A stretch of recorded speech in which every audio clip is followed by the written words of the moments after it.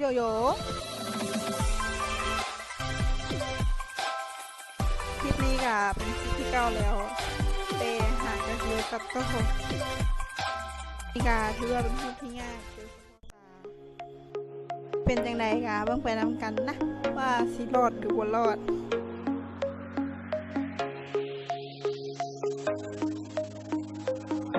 I feel so lost, chasing what I know I'll find. You got me so high, leaving me waiting all this time. You tell me that you need some space,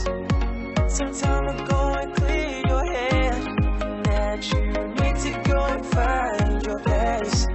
We should be here with patience, and I'm so hoping that you'll come back around. You got me waiting. Waiting's got me feeling so down. Can't keep แบบนี้ก็ย้อนว่าคิดเพลงบ่ออก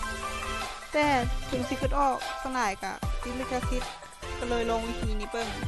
ว่ามันสิได้ผลหรือบ่ตายแล้วห้องนี้จะออกมารอดหรือบ่รอดกะ